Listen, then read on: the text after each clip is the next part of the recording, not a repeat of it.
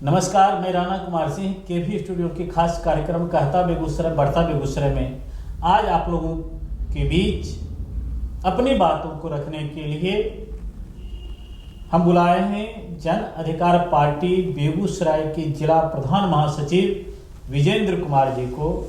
हम विजेंद्र कुमार जी से जानेंगे राजनीतिक जीवन की कहानी को, बेगूसराय में जनहित के लिए इनका क्या प्रयास है इसके बारे में। आइए मिलते हैं। विजेंद्र जी, आपका हमारे केवी स्टूडियो में हार्दिक स्वागत है। जी बिल्कुल, आपका भी स्वागत है। केवी स्टूडियो के तमाम पदाधिकारी एवं के संस्थापक डॉक्टर रोशन कुमार जी को मेरा प्रणाम।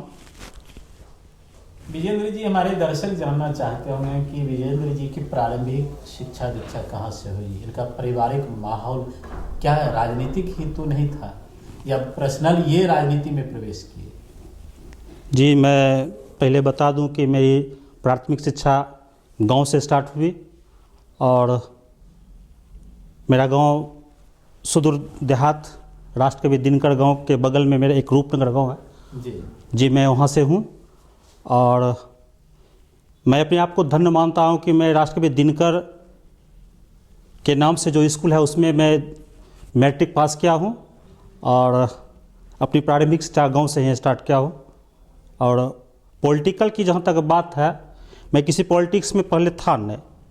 मैं जन अधिकार पार्टी में आने से पहले की बात बता दूं कि मैं किसी पार्टी को बिलोंग नहीं करता था। संजोग एक ऐसा हुआ था कि जब मैं जीडी कॉलेज में था तो उस दिन जीतन राम मांझी और पप्पू यादव का प्रोग्राम था। अच्छा।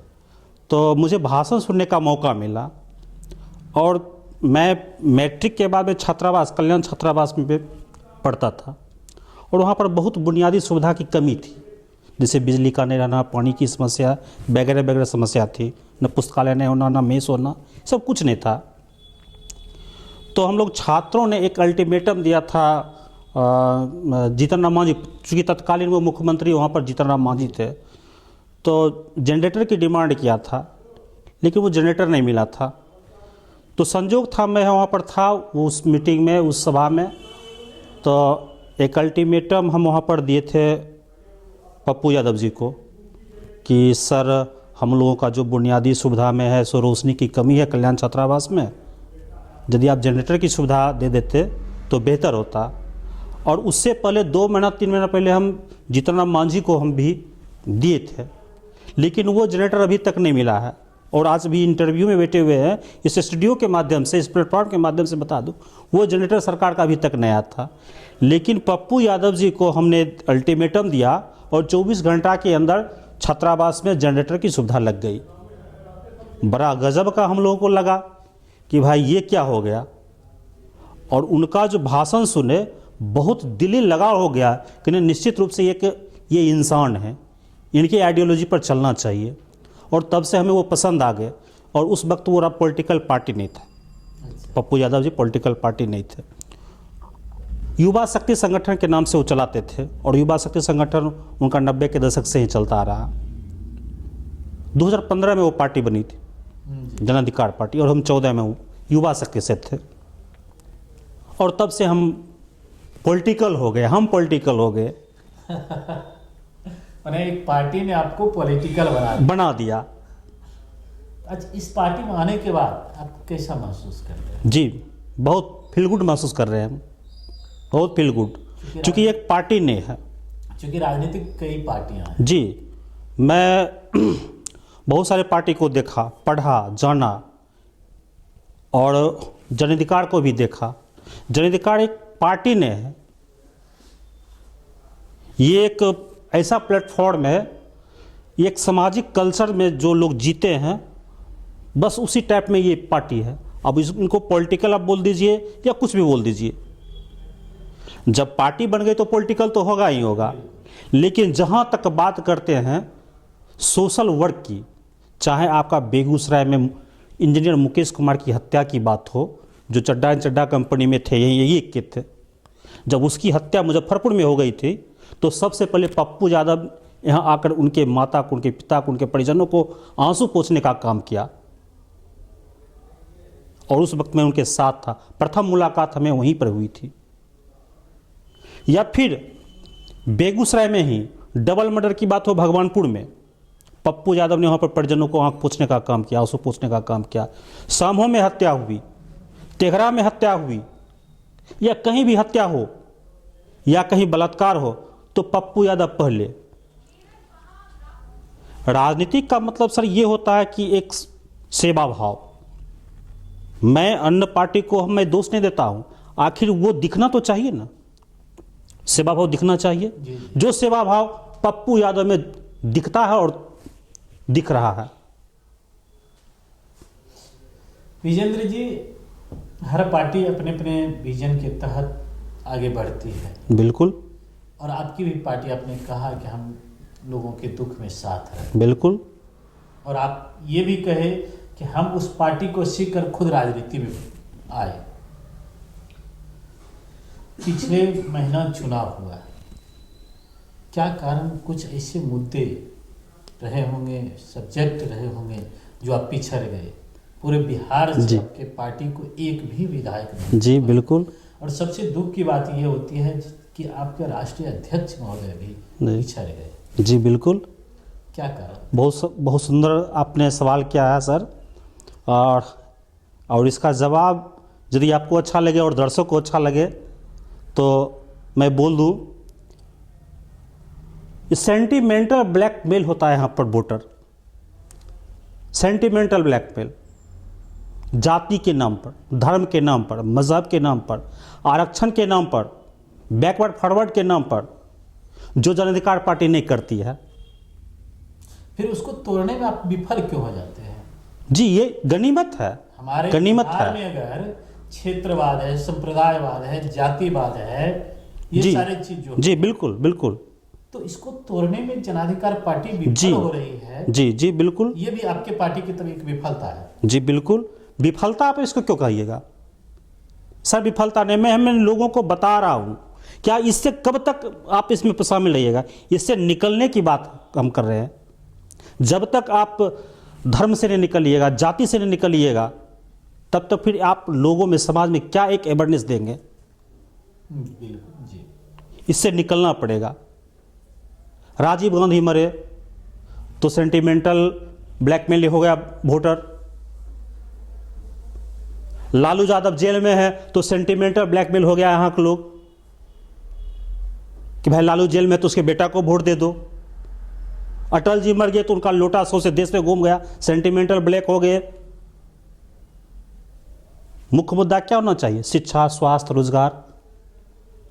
चाहे 2014 का लोकसभा चुनाव हो या 20 का हो, 19 का हो, मेन मुद्दा आपका जो होता है, जो हम लोगों का जो होता है, वो गायब हो जाता है। इसके पीछे का कारण क्या है? वो मुद्दा गायब। Political disaster. जब तक नेता लोग ऐसे ऐसे मुद्दे लाते रहेंगे तब तक जनता ब्लैकमेल का शिकार होते रहेगा। जनाधिकार पार्टी की बेगूसराय के भविष्य की योजना क्या क्या है? दिनकर यूनिवर्सिटी, शिक्षा के नाम पर जी। पहला मुद्दा एजुकेशन। इसके लिए संघर्ष शुरू होगी। बिल्कुल। हमने, हमारा जो छात्र संगठन है जनकार छात्र परिषद, जी, जो बराबर डिमांड करते रहती है दिनकर यूनिवर्सिटी का। आपकी पार्टी स्तर से क्या बेगूसराय में दिनकर विश्वविद्यालय हो, इसके लिए सर जिस प्रकार आप किसान आंदोलन के लिए भी बिल्कुल बिल्कुल, हाँ बैठे हो, क्या इसके लिए प्रयास होगी? सर निश्चित रूप से। हमने छात्र संघ का चुनाव भी लड़ा, दो बार लड़ा, और अकेले लड़ा, किसी का कोई गठबंधन नहीं था। तो बहुत पुराने जो छात्र संगठन है, चाहे एबीवीपी हो, एनएसआई हो, उससे कहीं ज़्यादा हमारा वोट का प्रतिशत रहा। हम उससे आगे हैं और हमारा मांग हमेशा वीसी से चलता रहता है। विधायक से हम मांग करते हैं, सांसद से मांग करते हैं कि एजुकेशन के नाम पर दिनकर यूनिवर्सिटी का डिमांड हो बेगूसराय जिला में। विकास जी, विजेंद्र जी, मेरे पूछने का तात्पर्य ये था कि आपने दिनकर विश्वविद्यालय की मांग की है। अगर बेगूसराय के भौगोलिक बनावट की बात करें और उसमें शिक्षा जगत की बात करें तो बछवाड़ा विधानसभा क्षेत्र की बात करते हैं तो बछवाड़ा और बरौनी मिला दिया जाए तो यूँ कहें कि माटिहां देखिए बरौनी, तेघरा, बछवाड़ा, मंसूरचक, भगवानपुर इतने प्रखंड मिलाकर मात्र एक डिग्री कॉलेज है और वो भी प्राइवेट है तिया। अगर आप बखरी में जाते हैं, बखरी पूरे विधानसभा क्षेत्र में एक भी डिग्री कॉलेज नहीं है। चेरिया बरियारपुर में जाते हैं एक भी नहीं है। साहेबपुर कमाल विधानसभा क्षेत्र में जाते हैं एक भी डिग्री कॉलेज नहीं है।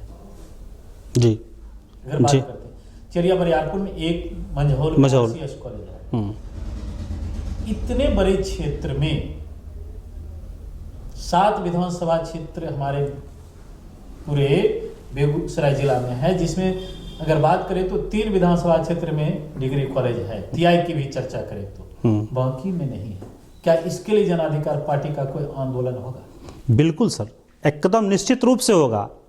आखिर ये क्वेश्चन जन अधिकार से करना कितना जायज़ है, हम ये आपसे पूछते हैं, आपके स्टूडियो से पूछना चाहते हैं। क्योंकि आपने कहा कि हम राजनीतिक मुद्दे नहीं उठाते हैं और जनहित की बात, जनहित के अंतर्गत ही छात्र हित भी विकास है। बिल्कुल। और आप छात्र संगठन का चुनाव भी लड़े। मैं आपके जिलाध्यक्ष से ये बात नहीं किया, मैं आपके प्रदेश स्तर के पदाधिकारी से ये बात नहीं किया, लेकिन मैं आपसे कर रहा हूँ। जी बिल्कुल। कि आपने बताया कि एक कॉलेज लेवल पर क्या समस्या होती है। जी बिल्कुल। आपने बताया कि छात्र की क्या समस्या है, उसके दुख दर्द को आप जानते हैं। बिल्कुल।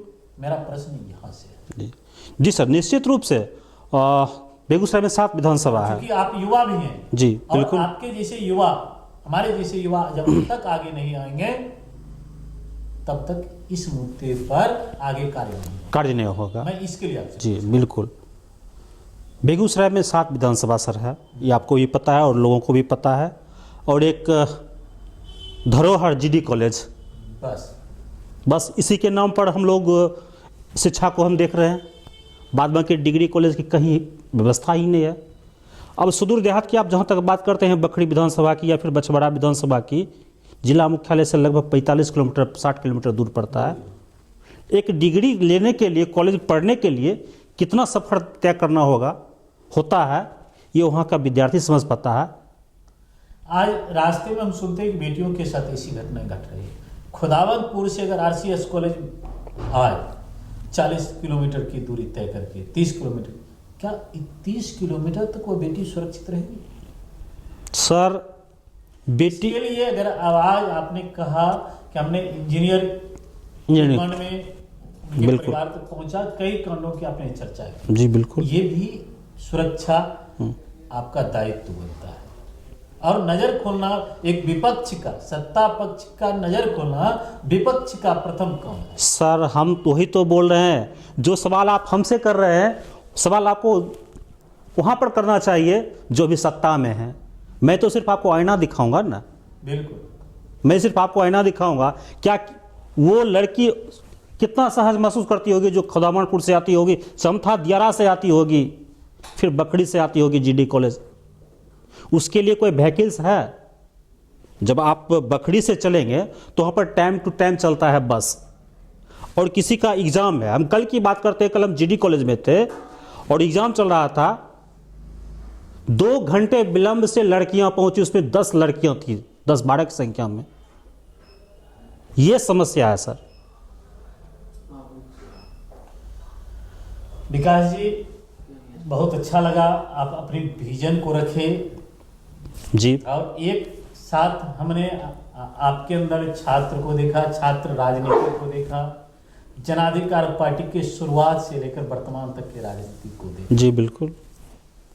अंतिम प्रश्न है विजेंद्र जी की, हमारे केवी स्टूडियो में जो ये प्रयास है हर मुद्दे पर, जैसे आपने कई मुद्दों की आपने खुद चर्चा की। जी बिल्कुल। इस तरह के मुद्दों को ला करके सत्ता पक्ष तक पहुंचाना, सामाजिक जितने भी हमारे दर्शक लोग हैं, छात्र लोग हैं, उन तक पहुंचाना, जो ये विजन डॉक्टर रोशन जी का है, इसके बारे में क्या कहेंगे? सर मैं बहुत बहुत धन्यवाद देता हूं केवी स्टूडियो को और डॉक्टर रोशन कुमार जी को, कि जो हमारे जैसे सुदूर देहात में रहने वाले के लिए एक अलग प्लेटफॉर्म मिलता है। और हमारे जैसे बहुत ऐसे युवा होंगे या पॉलिटिकल लोग हैं जिनको कोई प्लेटफॉर्म नहीं मिलता होगा जो आपने यहाँ पर दे रहा, तो मैं इसके लिए बहुत बहुत शुक्रगुजार हूँ कि आप एक अच्छा से अच्छा, बेहतर से बेहतर आप विकल्प दे रहे हैं। और मैं यही आपसे उम्मीद भी रखता हूँ कि निश्चित रूप से यह स्टूडियो दिन प्रतिदिन सामाजिक, आर्थिक, राजनीतिक एवं सांस्कृतिक रूप से आप लोगों को दिखाते रहें, और ताकि आपका भी और लोगों का भी एक अच्छा संदेश मिले। आप अपना बहुमूल्य समय दिए इसके लिए जी बहुत बहुत धन्यवाद आपका और आपके स्टूडियो का, इसके लिए बहुत बहुत धन्यवाद।